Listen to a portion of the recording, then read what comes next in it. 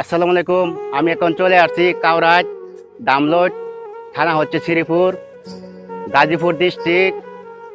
আমার এই তালয়ে এই ফসলটা করেছে ধান ক্ষেতটা অসাধারণ, অনেক সুন্দর এই মনোরম পরিবেশ। কি ধান না করেছেন তালয়? 29 ধান করেছে, মাশাআল্লাহ। ধান খুব সুন্দর হয়েছে ফসল। আমার তালয়ে খুব কষ্ট করে ফসল করে। আমি তার বাড়িতে বেড়াতে আইছি, আমার শালার শ্বশুর বাড়িতে। উনি আমার তালই আমারে অনেক তার নিজের ছেলের মতন আমার আদর করে। এই জন্য আমি প্রায় দামলইট আসি, আজকেও আসছি। এই জন্য আজকে আমার এসে বলতে থাকে তালই আমার এই ক্ষেতটা আপনি দেখতে যান। আমিও দেখছি, আমার ভালো লাগছে এই ফসলটা দেখে।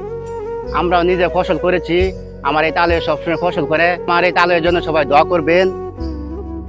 আর এনে হচ্ছে আমার শ্বশুর, আমার শালার ছেলে, নাম হচ্ছে রায়হান, তার জন্য দোয়া করবে। এনি হচ্ছে তার নানা। তার নানা খুব আদর করে রায়হানকে অনেক, তার আদরের নাতিন। বন্ধুরা, আমি এই দামলইট আসছি বেড়াইতে।